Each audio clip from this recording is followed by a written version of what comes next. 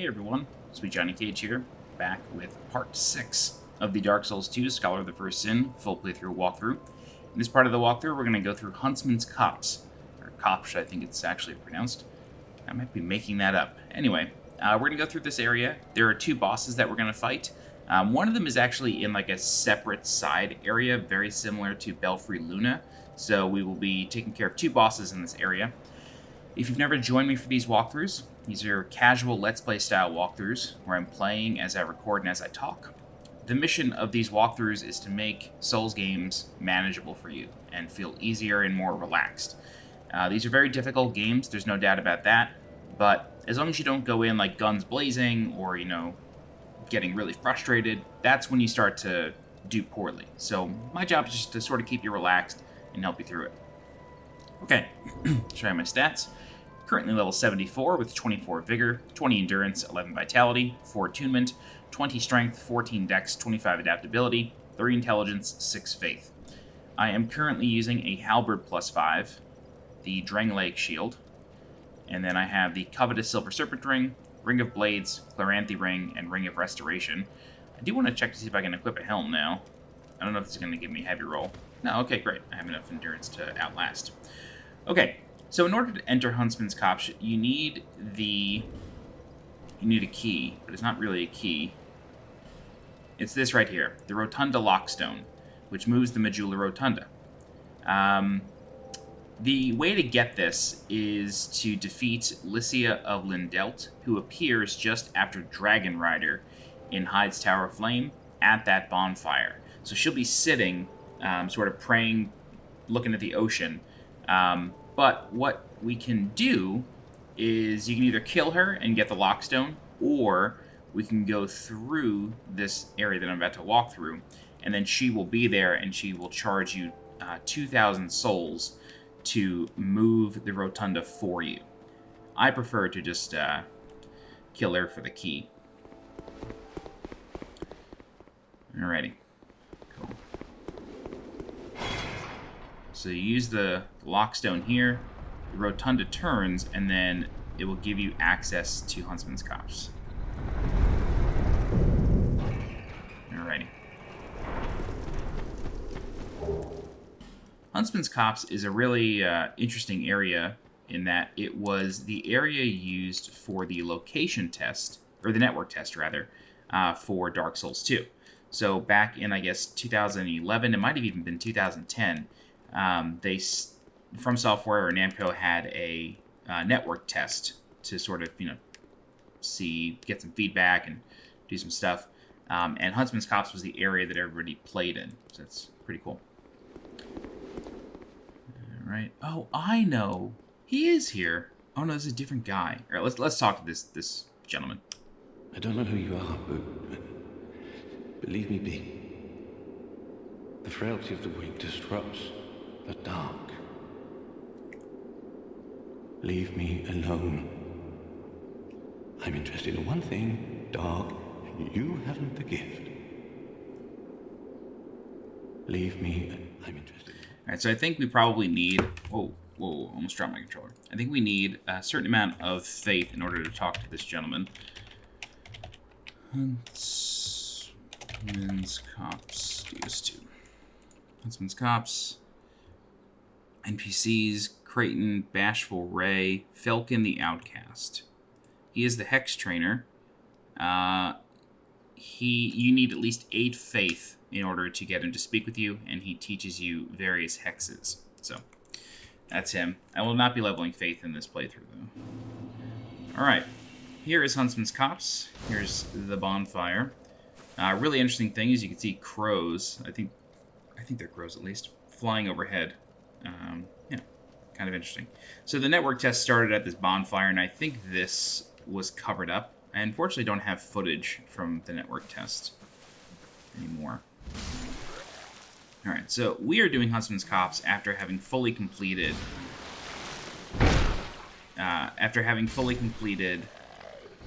Lost Bastille and Sinner's Rise. So we are going to be fairly strong. We're not going to totally just blow through the area by any means, but we shouldn't have too hard of a time. Alright, so this cave here is kind of interesting in that there are butterflies all around that are sort of like leaking poison. And then you can see an enemy down there, but we can't actually get to him just yet. But we will eventually find a way to get down here. Actually, let me take a look now. I know you walk down along the mushrooms, but I just want to be certain what the proper way to do that is. Right, it's there. Oh, got it. Alright, so here's what we're going to do. We're going to jump here. Perfect. Alright, and then we can start... I think we can start sliding down and survive. I do think we should survive this. Oh, that's a giant basilisk right there.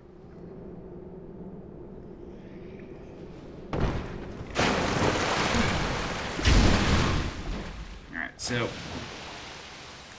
giant basilisk, not great.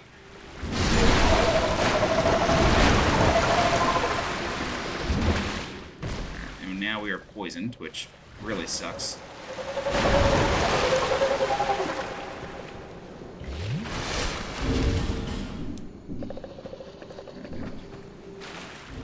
I'd really like to get some moss on my bar.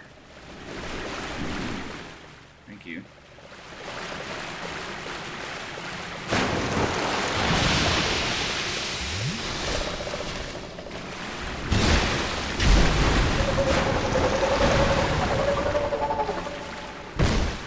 The sounds that this thing makes are, like, just incredible.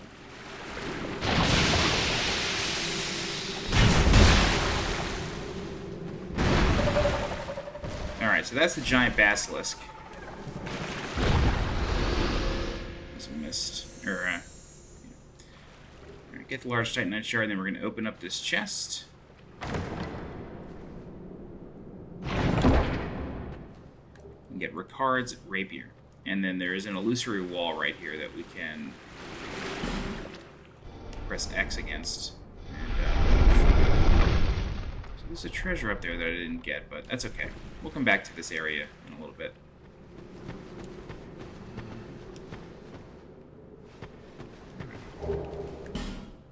I mean, this person are doing the exact same thing. Alright, so going up, this is actually going to lead us near a bonfire, which is kind of funny.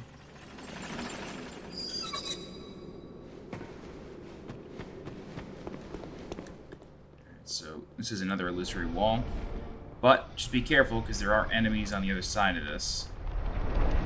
You want to be very careful of. You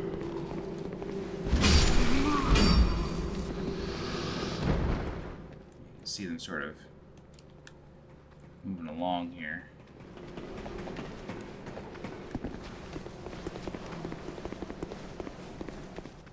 I really like this area.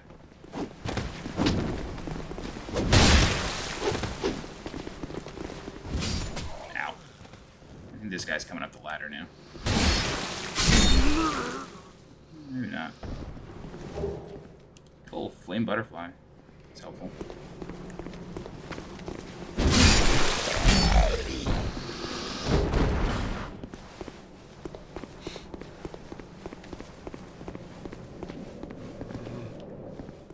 That guy's a whip.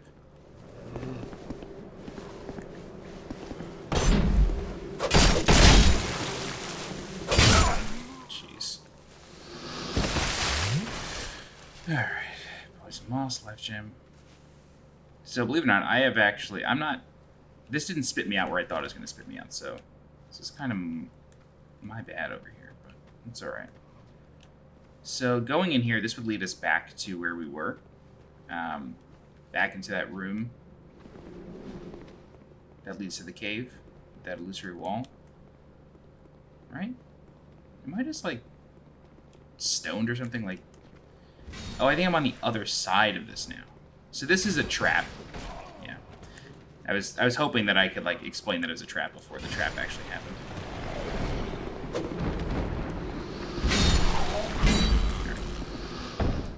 Cool. So if you notice, we were able to break the windows, and then that puts some light into this area.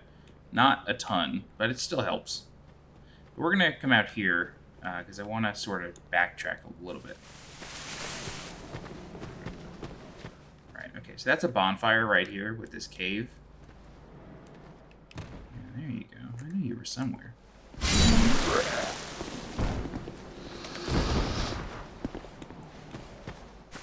So let's go here.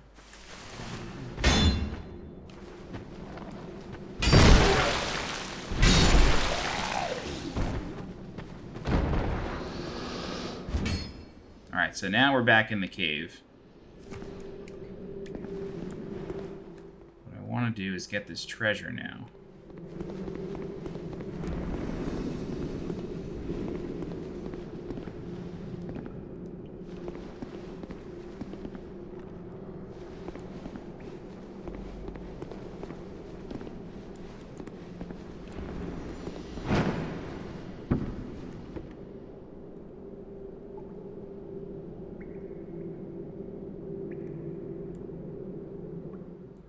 I have like no idea how to get this. That looks like a cave entrance though. So maybe that's how we get it. Ah well. Alright. It's all good. I haven't been to Huntsman's Copse in a really long time, so forgive me for not knowing exactly where I'm going.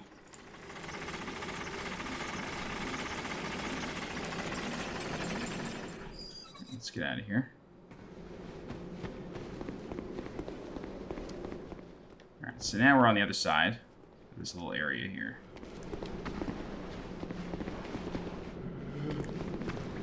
So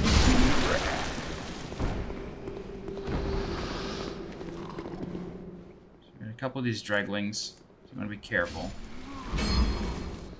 because they will climb up.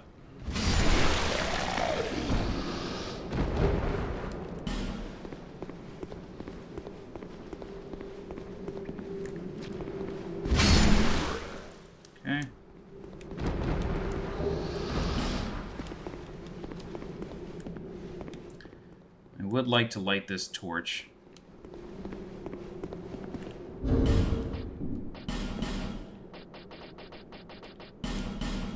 Let's light this up.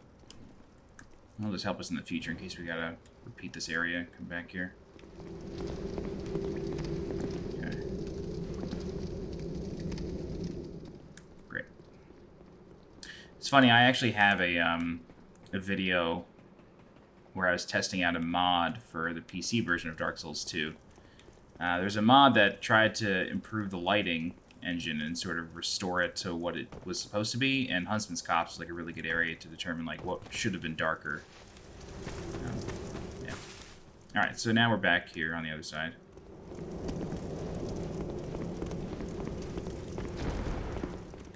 Oh! As soon as I saw that dead end, I knew what happened.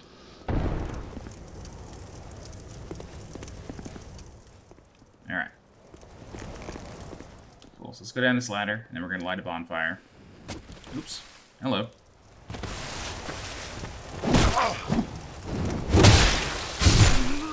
Right, so there's a bonfire right here.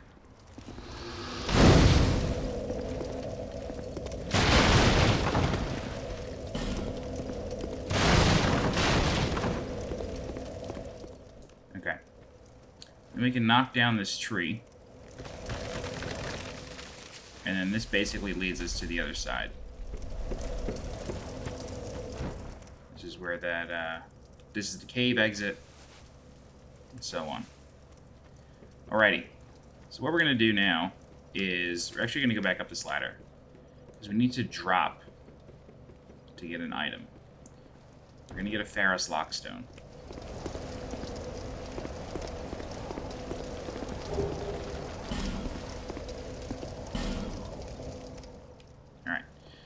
So basically what we're going to do is we're just going to walk off here, and then we're going to drop... Oh, no, we got to run off there. That's my bad. That's okay. The bonfire is literally right there. It's not that big of a deal.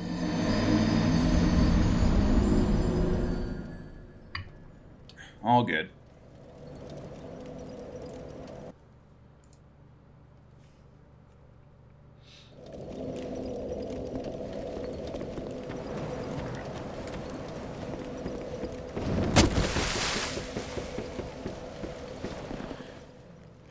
Let's try this again.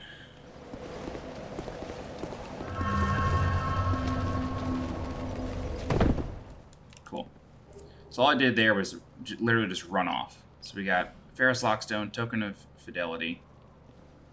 And I think with that Token of Fidelity, we can actually go join the Way of Blue. Oh my Jesus Christ. I don't know why I thought that was going to work. We got to do this over again. I'm sorry. We got to run off the first ledge and then jump off the second one.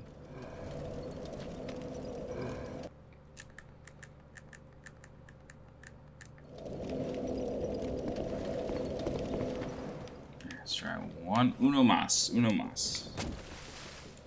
Now I have this ridiculous health penalty.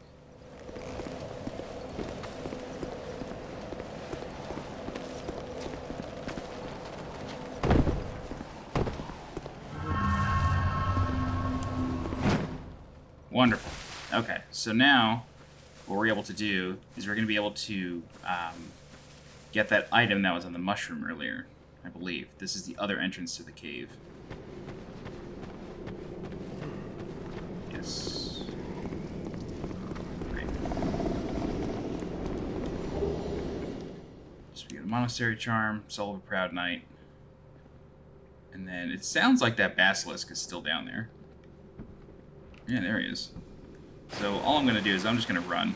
I'm not going to fight these things again. And then I'm actually going to Homeward Bone. And we're doing this just to make this quicker and to get rid of the poison and sort of reset. But now that we have the Token of Fidelity, what I'm actually going to do is I'm going to show you what you can do with that. So way back when, in I guess part 3 of the walkthrough, we went through Hyde's Tower of Flame, and after defeating the old Dragonslayer, we came across an NPC who would not talk to us. And that is because we didn't have a Token of Fidelity. Normally you get tokens of fidelity by being a white phantom in someone's world and defeating a boss. But there are ways to farm them offline. So now that we have one, we can actually speak with this guy. Transient being. You have obtained proof you are worthy of joining our order. You may call yourself one of us, and are free to plant your roots in this garden of the gods. Be proud.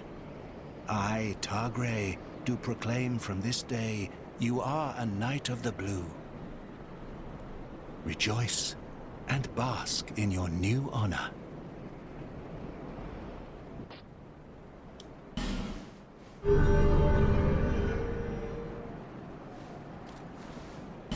You are no longer a mere vagabond. You are now a guardian, a Knight of the Blue. Proud Knight, take this. Wear this ring and shine light upon stone. Then you will hear the voices of the Blue Apostles.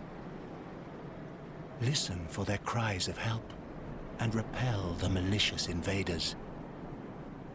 This is the proud work of the Knights of the Blue, the way they elevate themselves to a higher plane.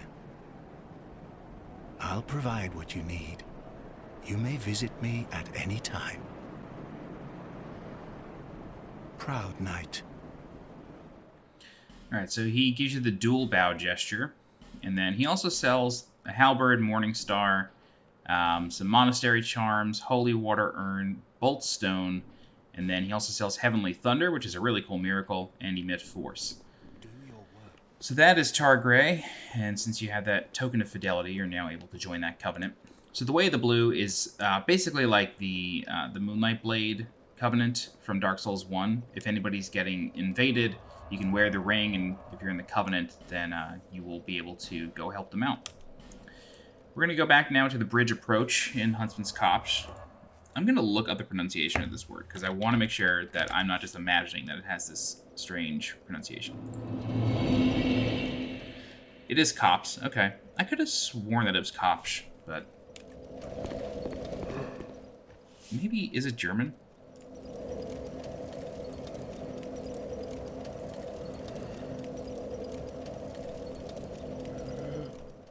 Oh well. It's not a big deal. It's Copse. We'll just call it Copse. Sorry for making a funky pronunciation. So yeah, I deliberately wait for that guy because he tends to follow. So what we're going to do now is we're going to head towards the other area, the name of which I actually cannot remember. It is Undead Purgatory. So we're going to head towards Undead Purgatory, and the reason for this is because there's a boss there, and it's sort of just like in the path. So, Undead Purgatory allows, once you reach Undead Purgatory, that allows you to join the Darkwraith Covenant of Dark Souls 2. So, highly recommend.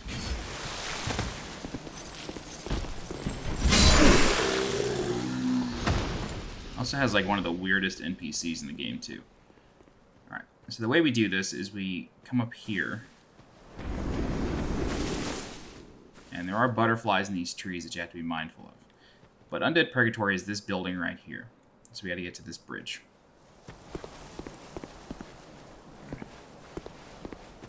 And yeah, we have several of these guys here, so you really gotta watch out for them. They have really long combos, but they're easy to backstab. Okay. How? Alright. I don't know why it targeted the far one. That's weird. Anyway. So I will warn you, these guys are a little... They have a lot of health, but they are easy to backstab. But you do want to be careful. Some of them have these like polearm things, some of them have whips. Ooh, a skeleton.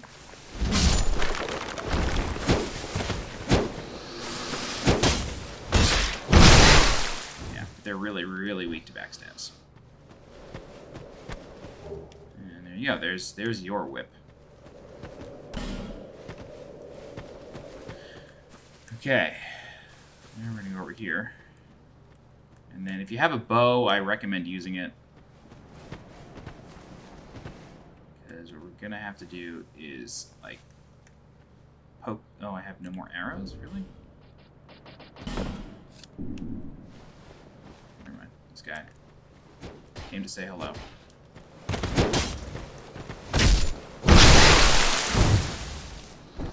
So these guys are sort of on, like, these little pillars here. So you want to try to poke them down.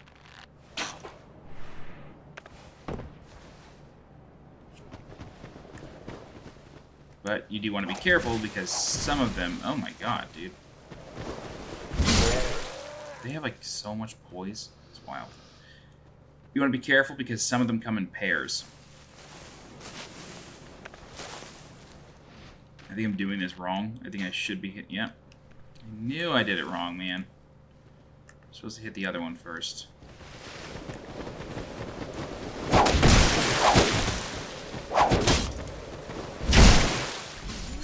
Yikes. Right, I'm just going to try to back out this way I can heal fast.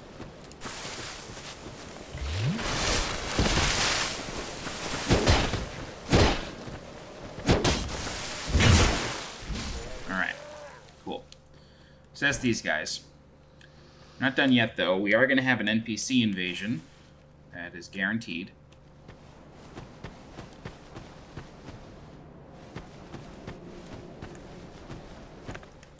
There's one more here. This guy's hard to see.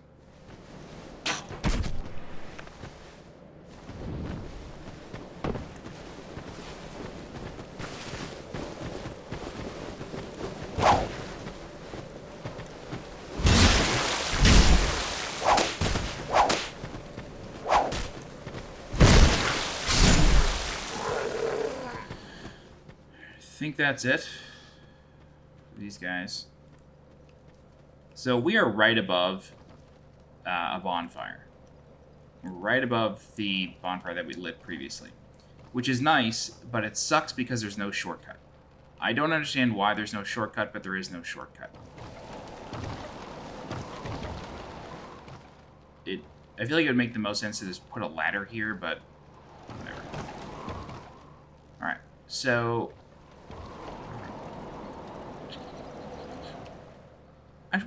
I don't know if there's any items here, and I just want to check. I kind of feel like there probably aren't. No, we literally went...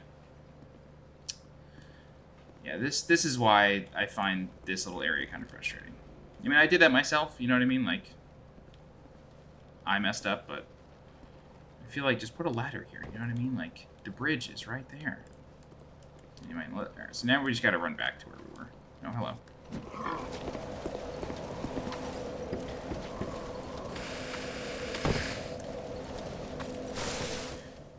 Okay, let's just run back to where we were. Not a big deal.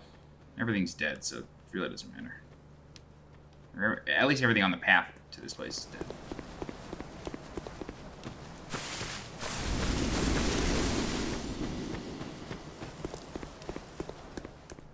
Alright, so we have to fight an NPC summon who has a great sword and some decent armor, if I recall correctly. We're going to fight them on the bridge. And then we have to fight the boss of Undead Purgatory, which is the Executioner's Chariot. The Executioner's Chariot is a really cool boss. It's actually a puzzle boss more than anything. There are two ways to defeat it, and if you were to kill it without using the puzzle method, then... I just want to make sure nothing's following me. If you kill it without using the... There he is. If you kill it without using the puzzle method, then... you actually get a special cutscene. I knew one was following me. I knew it. Oh. You actually get a special cutscene for the boss dying. Actually, it's not a cutscene, just a special death animation, I should say.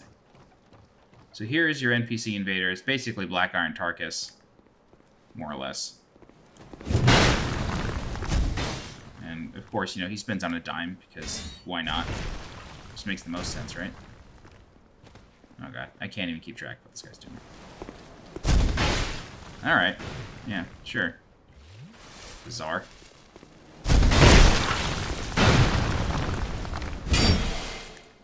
I gotta sort of get my bearings again. So he will follow you on the bridge for a little while. You do want to be careful, though, because on this bridge, ow, it is possible to fall through these little cracks. So you do need to be very careful.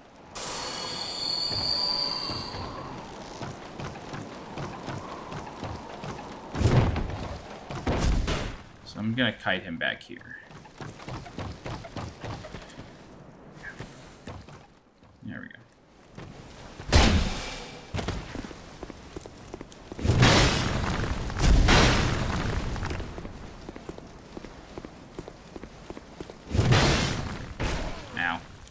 Ow.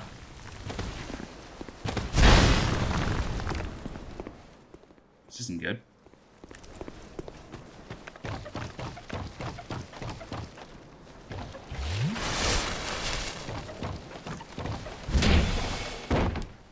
And luckily, I was able to do that. Why am I turned around? God, this game is so annoying sometimes, dude. Why did it just turn me around? Oh, God, that is unbelievable. He was one hit from death. There you go. Jesus. What was that about, dude? Game literally turned me around. And so we gotta get this item. So in order to do that, we gotta jump over the bridge. Just like that. And we get a fire seed. Jump back over, careful not to fall off. Alright, Undead Purgatory, or rather, Executioner's Chariot is a puzzle boss, like I said. What we have to do is we have to duck into little alcoves and then let the chariot pass us by. If you'd like, you can take a bow and arrow, or really anything, and kill the chariot yourself. If you do that, you get a special death animation. But I will show you the sort of, like, quote-unquote, intended way to do it. I am going to change my weapon, though, to a broadsword +3. This can make things a little bit easier because you're in very tight corridors. And I don't, like, even if you're sticking out slightly from these corridors, you can get hit.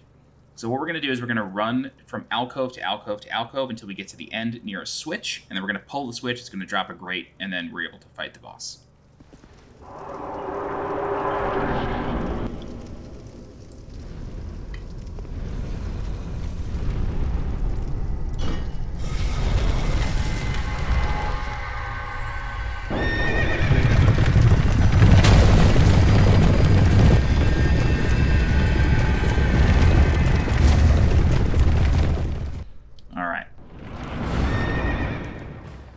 here's your first alcove. You want to be careful, though, because there are skeletons. However, you can just stay blocking, and then they will get run over. Just like that.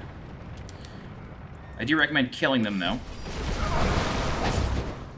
This way, they don't come back to haunt you.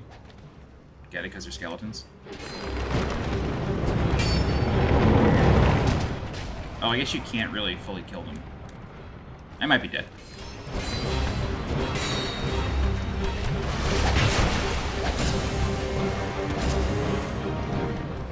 So like I said, just run from alcove to alcove. What? Alright, this Executioner's Chariot takes 6. Hopefully. So, I've actually made it all the way, but, messed up. And, yeah.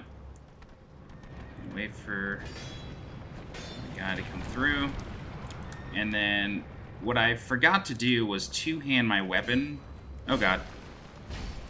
Oh!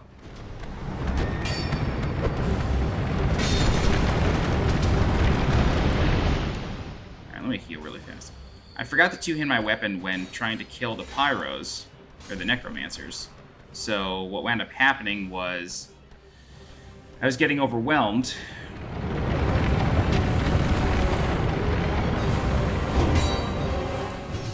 I'm going to let the Chariot pass one more time. You can roll through the Chariot. You can roll through the spokes. It's actually not that hard. It does require, like, somewhat perfect timing, but it's relatively straightforward. Yeah, I'll show you right now. Oh! Whoops. LOL.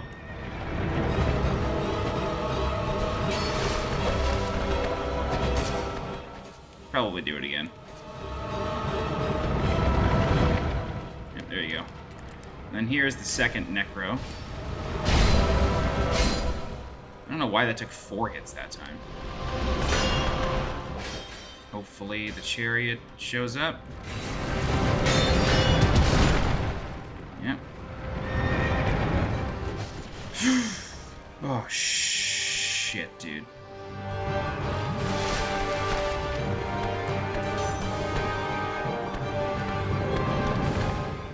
Alright, we are really close to, like, the end of this nonsense. There's a lever here that we're going to pull now. And then what's going to happen is it's going to drop a gate, and then the horse is going to crash through the gate. Alright. Then we can just wail on the horse for a bit. But you want to be careful, because the horse can kill you. It's not, like, the fight is not over.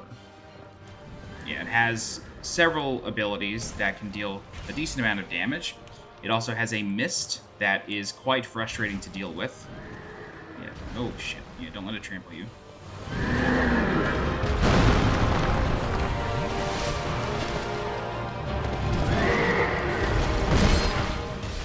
And again, if you were to do this without... Look at that tracking. If you were to do this without breaking the Chariot, you do get a special death animation. What the hell was that? That is Dark Souls 2 right there. I'm so glad that was on camera. I don't know what that was. That was insane. Anyway. Uh-oh. Alright, yeah, so you have this mist. You do want to watch out for this. This can actually kill the skeletons if you need, which is quite nice. That's Executioner's Chariot. Wow, I'm really happy that was on camera. That crazy, crazy sweep. Alright, so you get the Executioner's Chariot soul. And then you can pick up all these little treasures. You do want to be careful, because there is a pit.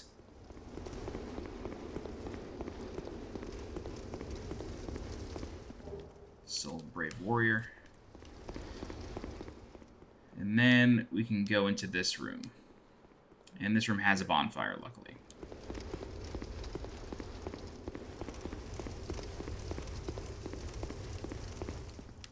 And then we also have this little guy here, and he is the Covenant Keeper for the Darkwraiths. What is it? You trot along home. This place won't be any fun. Not for you.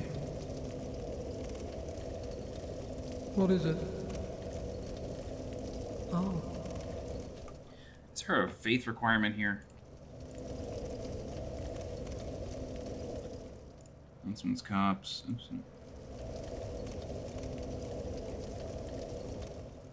Gren. You need at least one token of spite in order for him to speak with you. So go invade someone and then you'll be able to get a token of spite. Okie doke. So that is the Executioner's Chariot and all that goes with it. What I'm going to do really fast is I'm actually going to take the long way back. I'm going to run through this just to make sure I didn't miss any treasures. Yep, there it is. Black Hollow Mage Hood. I'm not sure if you rest at the bonfire then come back here if the skeletons and the necromancers respawn. I feel like they probably do, but I can't be sure. Nice, I'm glad I did this. Yeah, it's not much, but, you know, completionist. So that's the Executioner's Chariot. That's it. Oh, are you... Okay. Jesus Christ, man. Anyway, as I was getting back here for the 6th time, I just ran past all the enemies. I didn't bother killing them. So that's why they were in this room. They normally would not be.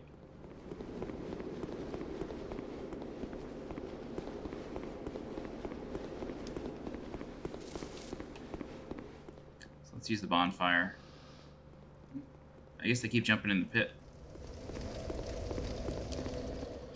Alright, let's go back to Huntsman's Copse, and then we will do the rest of the area.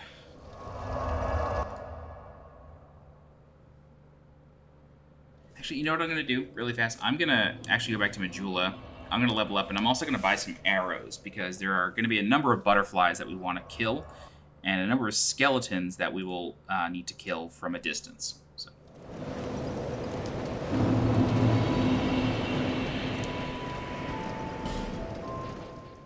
She doesn't sell them. Does the blacksmith sell them?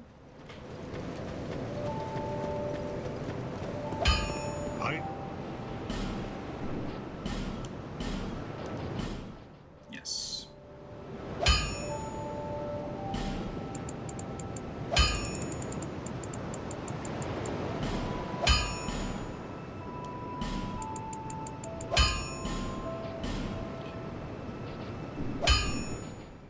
Can you level up my halberd again? Sure can.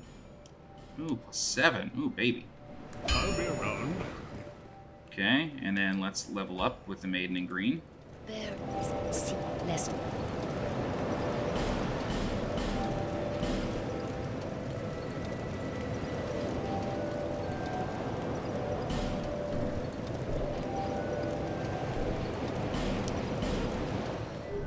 Cool. Alright, and let's go back to Huntsman's Copse. The bridge approach bonfire.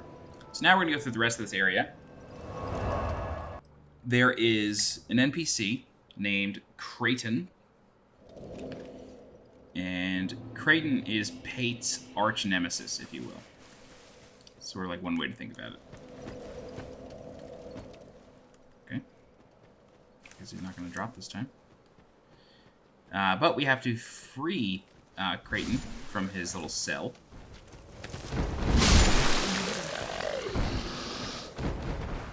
So we gotta help him out.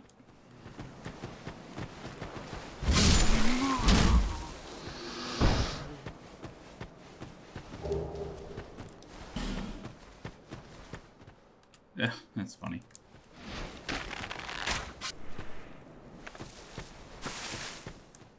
Actually, never noticed that guy.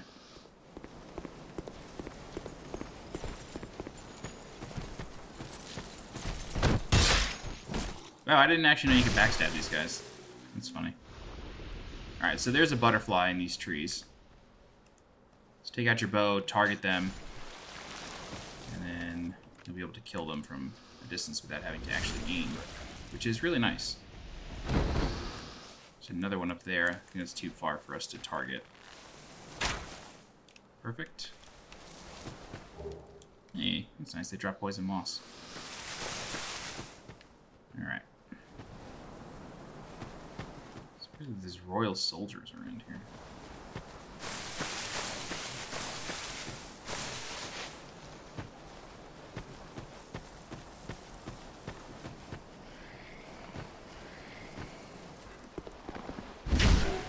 Ah.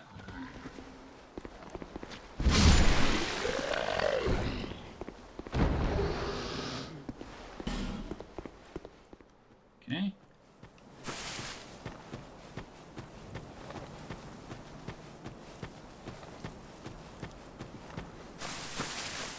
Nope, there he is. Ow. I'm actually gonna use an effigy. Nah, never mind. I don't want to get invaded. You know, he's guarding aromatic ooze, and then there's another item over here. Yeah, I knew there was something here. Oh, Forlorn. How you doing, buddy?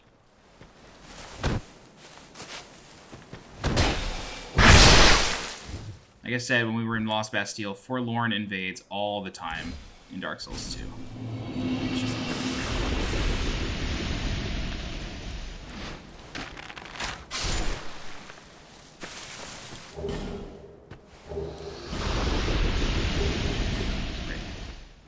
Okay, very cool.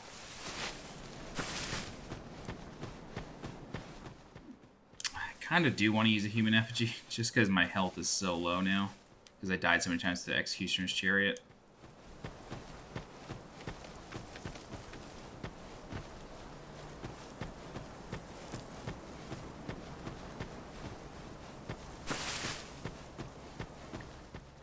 I know what we have to do here, I'm just checking. There, I don't want to get jumped by enemies, and they're always hiding in corners. Alright, so that switch is something that we need to get. Right, okay. So this is going to lower the bridge. Let's pull this. And the bridge just outside of here lowers. Oh, and then everyone comes to party, I guess? I didn't expect that.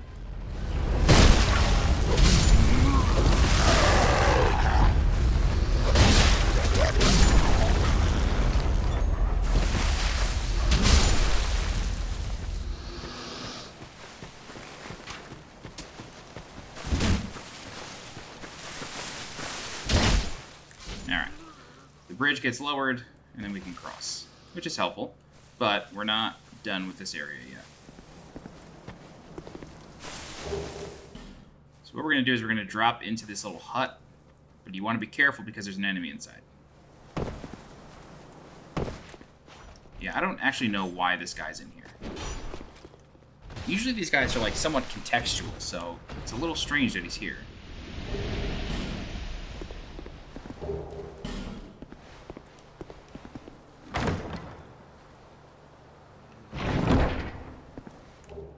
Nice, Sublime Bone Dust. We can level up our Estus again. We get Soul Spear. And we can go through this little cave. And this is just going to leave us out on a hill. Yeah, plop. No, I don't want to go that way. That's back to the Undead Purgatory. I like how these little hollows just like run around. They're really baiting you into traps, but sometimes if you are just like in this area too long, you see like their full track, they just go in a circle. So if you've already killed all the threats, then you don't really need to worry about anything. Alrighty.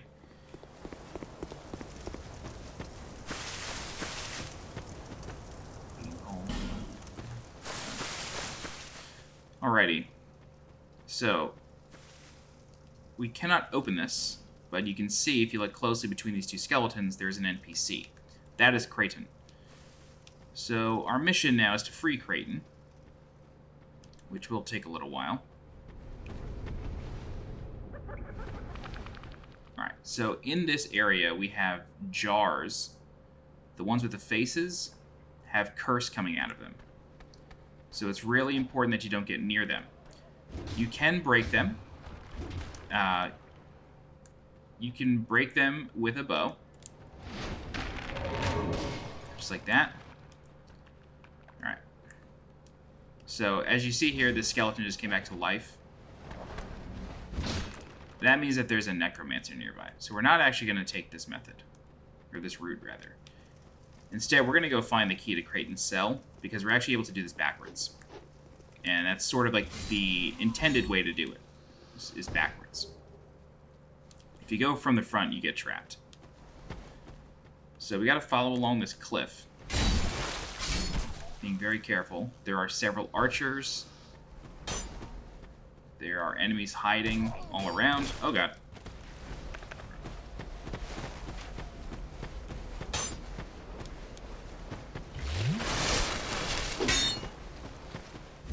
Want to be careful. Make sure you shield up whenever you feel like an arrow might be coming towards you.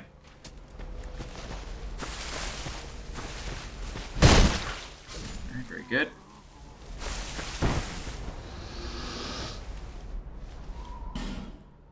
Left path should lead to the key. Again, you're going to be really careful, because there can be bandits hiding around every corner. Merciless Roenna. Hello. Alright, she's a caster, so I'm slightly afraid. Oh, she doesn't have a ton of health.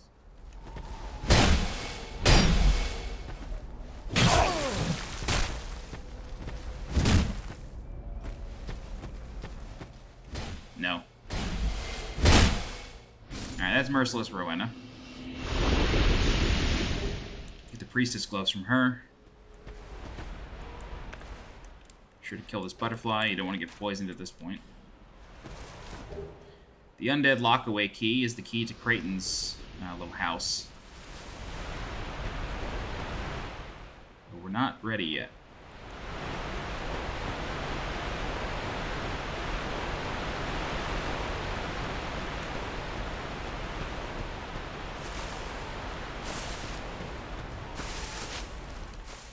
Where's the sun? I guess it is over there. So this bandit should be coming towards us.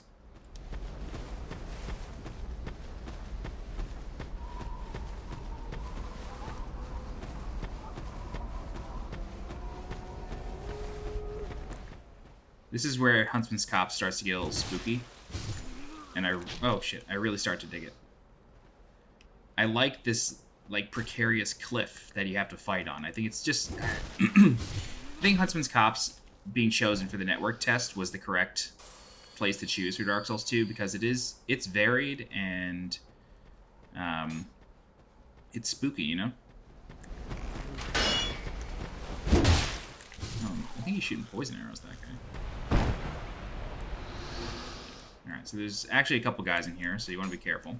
The club. You can lock your car with that. I feel like only 90s children will know what I'm talking about.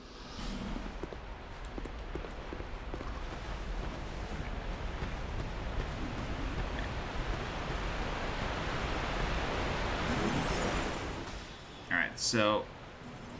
Right, that's a Necromancer.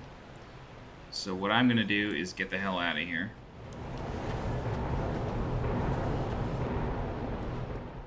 I'm going to try to shoot it. Yeah, I'm going to try to do what this guy's doing. Unfortunately, this guy, like, totally sees me. I guess he's stopped.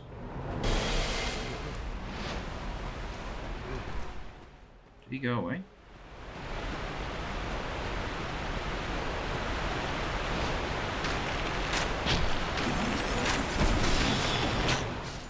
Alright, so that's one Necro down. So that will allow me to kill some skeletons later.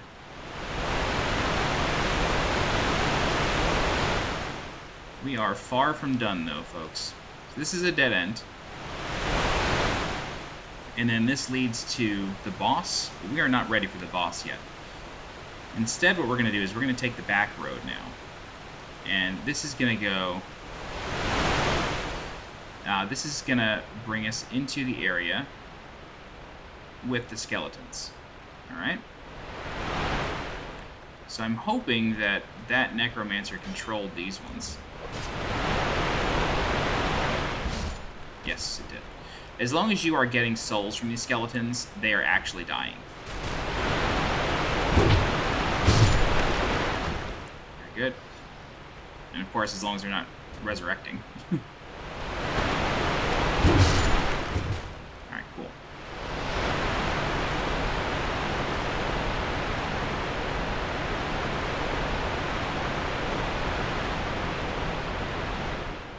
Combustion, Titanite Shard. And then we do have a number of torches to light. I'm not going to worry about that right now, though. Ugh. This sucks. I missed it. That's fine. I could probably actually just reload the game. Ow. Buddy. Thank you. That's this last shard. Very good. Alright. Yeah, let me try reloading the game, see if I can get that Crystal Lizard back.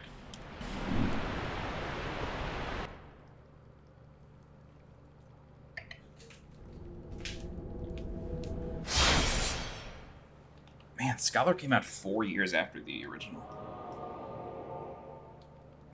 That's wild. I didn't really realize that. I feel like they finished the DLC in 2013, or maybe 2012. Oh, you know, I forgot to mention about this game. No, I guess that doesn't work in Dark Souls 2. The DLC was not mentioned when the game first came out, and there was actually a sentiment around DLC at the time, just DLC in general. And the sentiment was that DLC shouldn't even be a thing.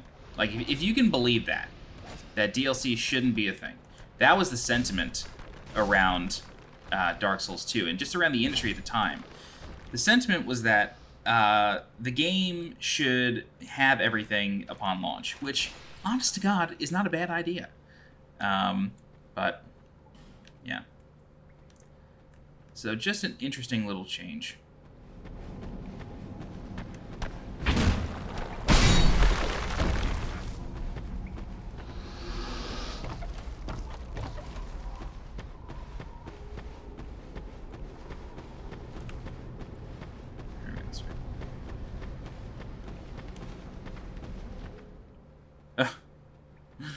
That's funny. There's just a little zombie dude running around. Alright, Magic Mace, Titanite Shard, and then now we can free Creighton and light that bonfire.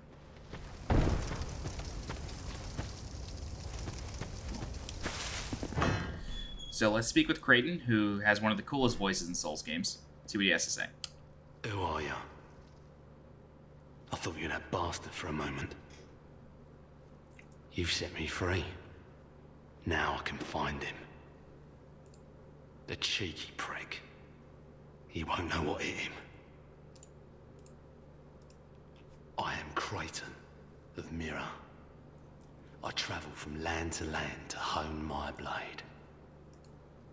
I've heard this land was full of danger. I thought it would suit me perfectly. I joined forces with a man on the way, but he was no more than a backstabbing knave. He took the first chance he had to try and off me. I decided to set a trap for him here. But then I got trapped myself. I can't believe that I was so dense. Thank the stars that you came along. You be careful of him. Pate, I think he said. He wears this rather unusual ring. You'll know it when you see it. I've seen his type before. He kills entirely for the pleasure of it. I'm sure I won't be his last victim. The man's better off dead, I tell ya. He's a slick talker, so don't let him fool ya. Pate, the man with a strange ring. Watch out for the slimy rat. And don't you believe a word he says. I'll find the common footpad and put an end to his roguery.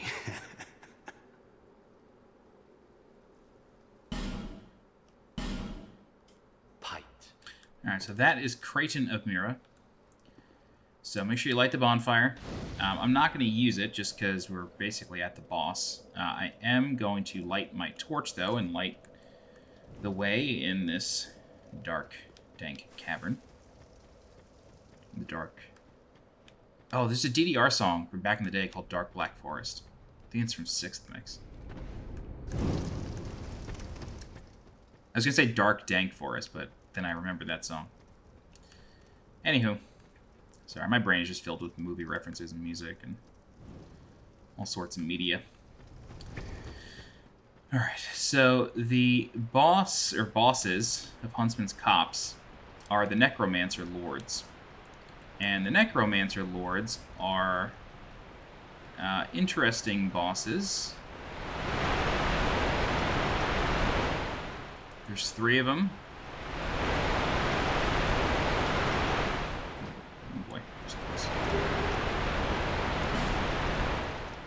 There are 3 of them.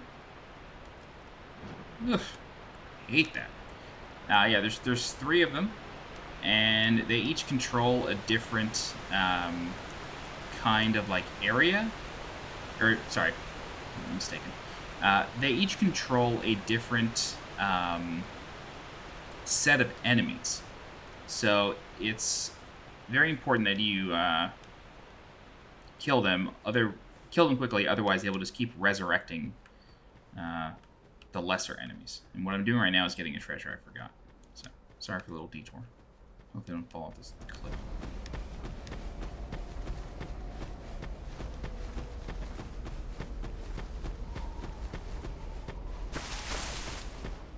Should be right here.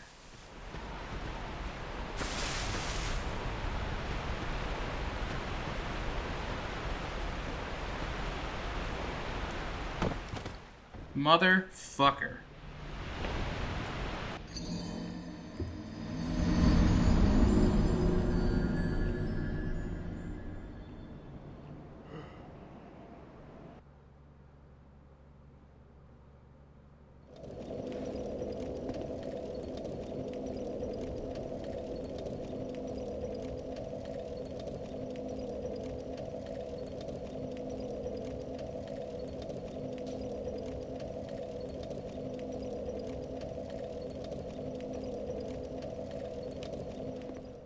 Alright.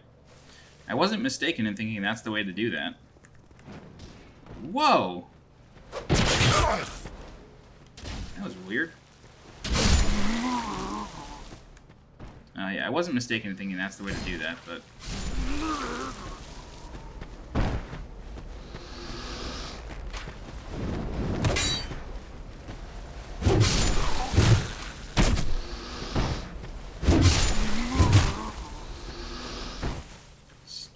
again. This does have the Flamberge on it. I absolutely want to show this to you.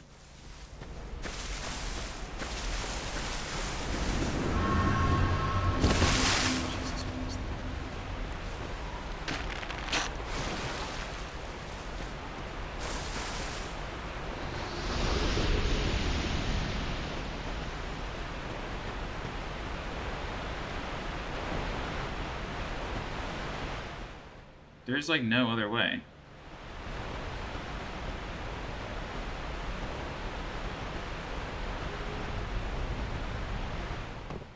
Alright, there we go. Bizarre. Anyway, that's the Flamberge. So now... Oh god.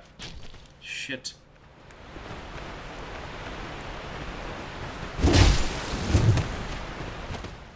Oh my god, dude, I am...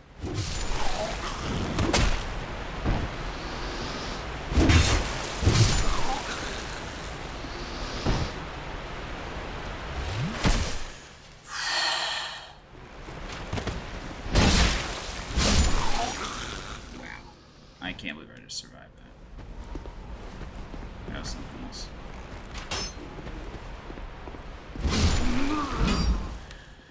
Whew. Oh my god. That was pretty wild.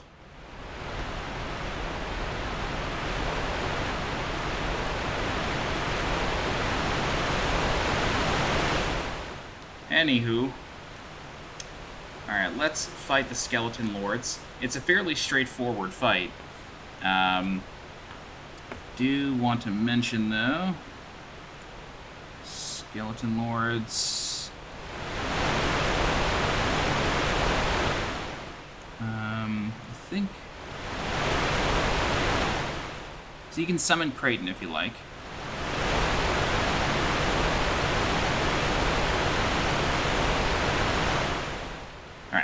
So basically, we're just going to go for it. I want to try to kill the one with the wheels. The Staff Lord. Yeah, alright. So, the Staff Lord is our first target.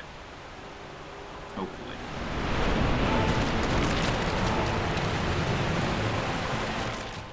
This guy.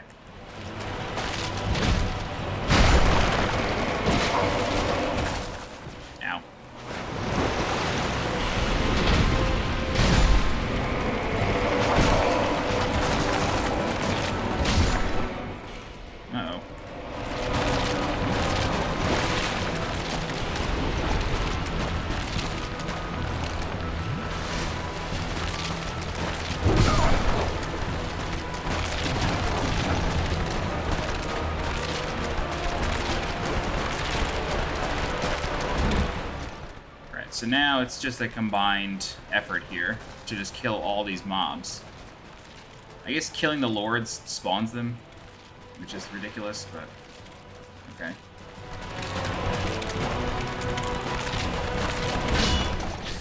Ow. I would really love that wheel. Just come over here.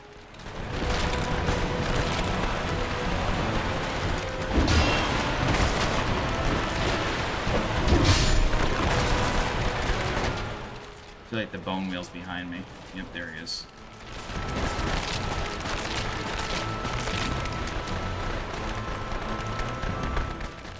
Yep, there he is again. Alright, so we're doing good. I didn't realize that the mobs had the same health pool. Like, I didn't realize that they were all part of the fight. I thought that they were just adds, and the 3 lords were it. Happy to be wrong, but...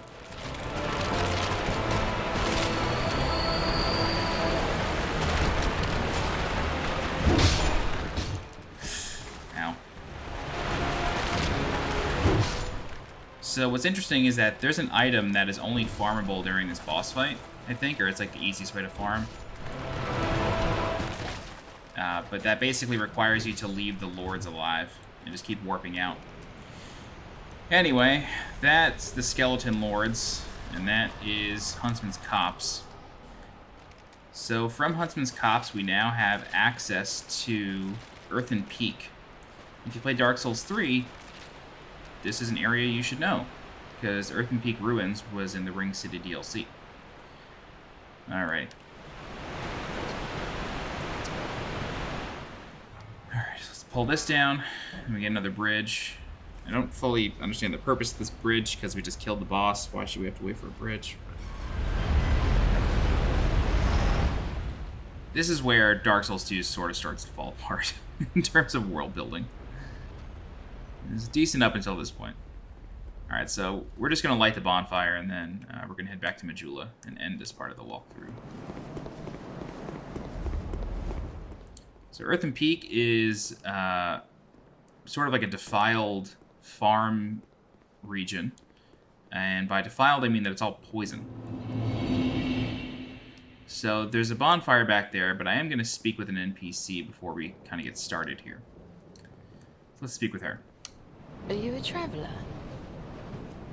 I'm Chloanne, an ore-stone trader. I travel about collecting rare stones, which I sell to make my living. I never planned to visit this God's forsaken place. But I don't know. I just sort of ended up here. I must have just wandered in. But now that I'm here, I've been scouting around for rare bits. Oh, don't look at me like that. Many of these stones are quite useful.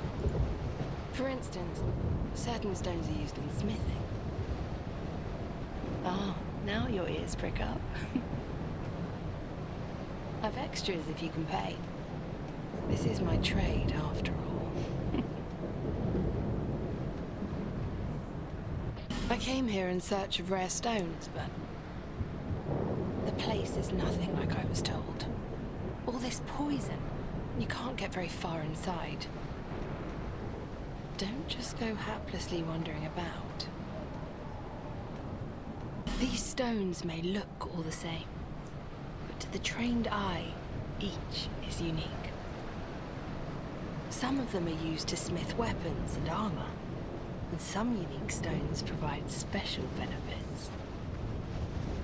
Some of them are extremely rare and should be used with great thrift.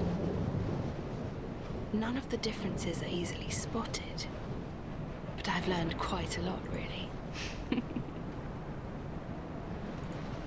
Drang Lake. How is it that I ended up here? It's funny.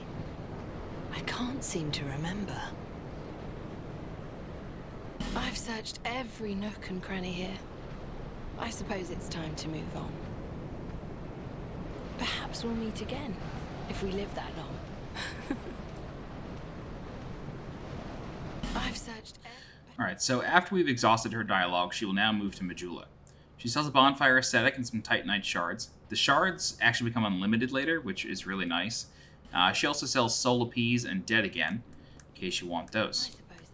So once you're ready, sort of end the thing, we're going to run through the poison. And since it's on us, it continues building for a little while until it like falls off, which is kind of weird, but is what it is.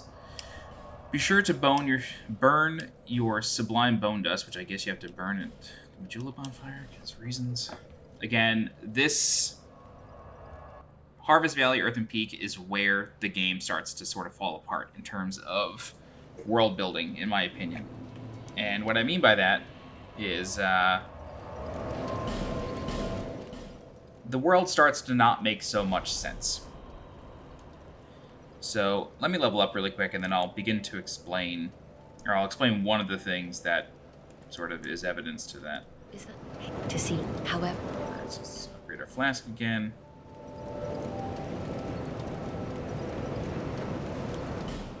And then we will level up.